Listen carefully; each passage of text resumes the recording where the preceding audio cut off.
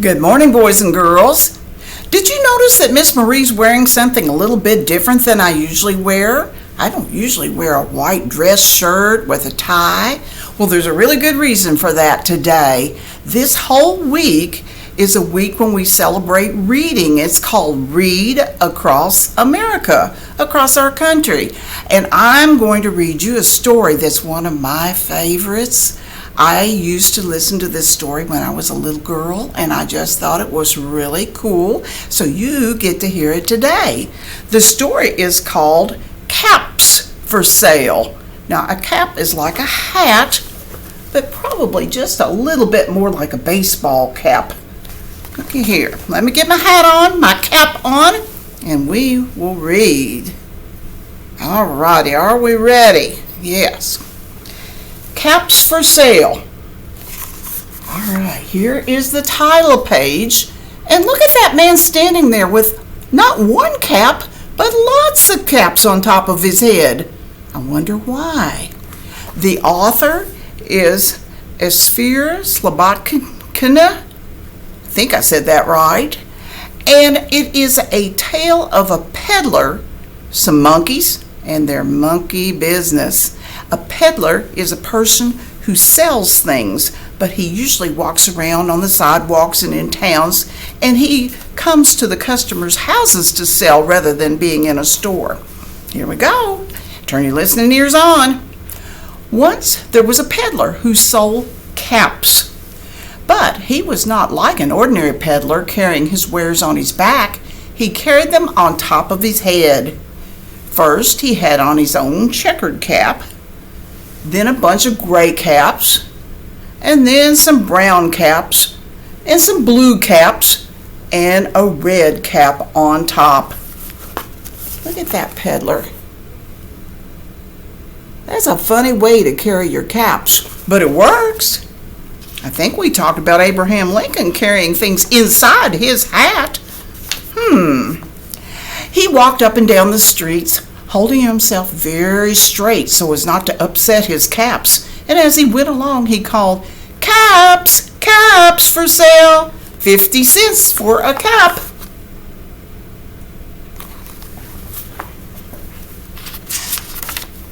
One morning, he couldn't sell any caps. He walked up the street and he walked down the street calling, "Caps, caps for sale, 50 cents a cap." But nobody wanted any caps that morning. And nobody even wanted the red one on top. He began to feel very hungry, but he had no money for his lunch. "I think I'll go for a walk in the country," said he, and he walked out of town slowly, so as to not upset his caps. Look at him going out down the road, very carefully, balancing. He walked for a long time until he came to a great big tree. "That's a nice place for a rest," thought he, and he sat down very slowly under the tree, and he leaned back a little by little against the tree trunk so as not to disturb the caps on his head. And then he put up his hand to feel, to make sure they were straight. First his own checkered cap, and then the gray caps, and then the brown caps, then the blue caps, and on the very tip top was the red caps. They were all there, so he went to sleep.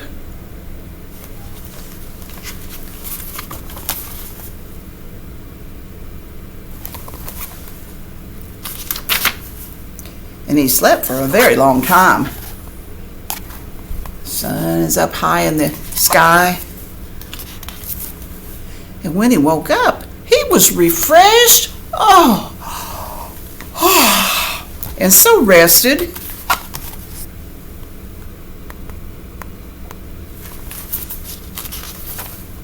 But before standing up, he felt with his hand, make sure those caps were in the right place. But all he felt was just one checkered cap.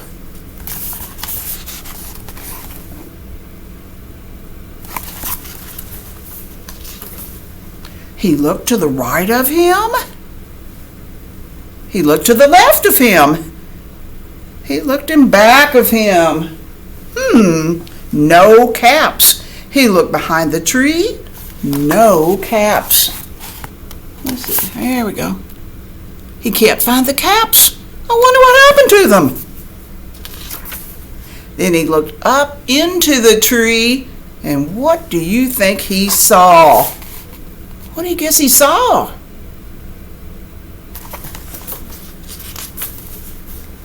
On every branch sat a monkey, and on every monkey was a gray or brown or blue or red cap. My, oh my, don't they look sharp? Look at their caps. The peddler looked at the monkeys, and the monkeys looked at the peddler. He didn't know what to do, so finally he spoke to them. He's looking up in the tree, looking at the monkeys. They're looking down from the tree and looking at the peddler. You monkeys, you, he said, shaking a finger at them, you give me back my caps. But the monkeys only shook their fingers back at him and said, seep, seep, seep, seep, seep. Wonder what that means. Wonder what seep, seep, seep means. This made the peddler angry, so he shook both hands at them and he said, you monkeys, give me back my caps. What do you think the monkeys did? But the monkeys only shook both their hands back at him and they said, seep, seep, seep, seep, seep.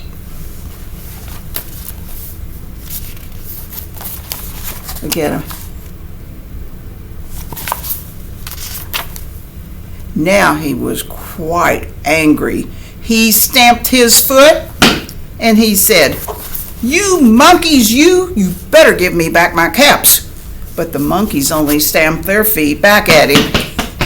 Seep, seep, seep, seep, seep.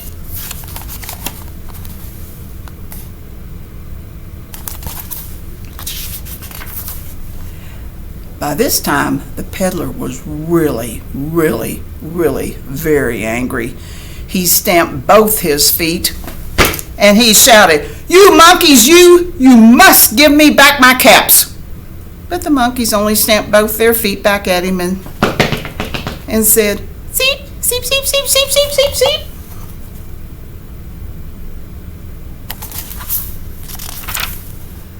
At last, he became so angry that he pulled off his own cap and he threw it on the ground.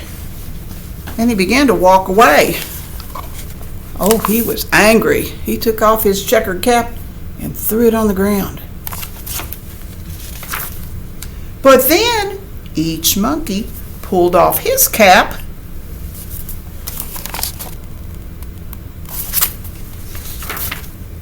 and all the gray caps and all the brown caps and all the blue caps and all the red caps came flying down out of the tree.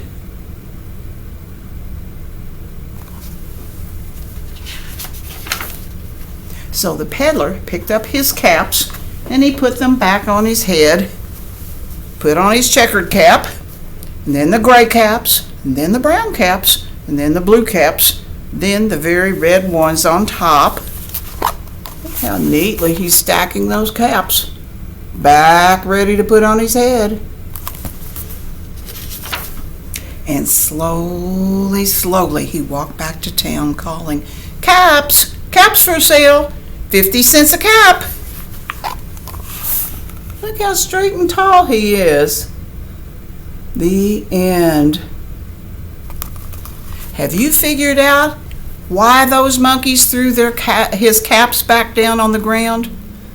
You're right. They copied everything that he did. When he shook his finger, they shook their little fingers. When he stomped his feet, they stomped their feet. And when he shouted, they shouted their cheep, cheep, cheep, cheep, cheep.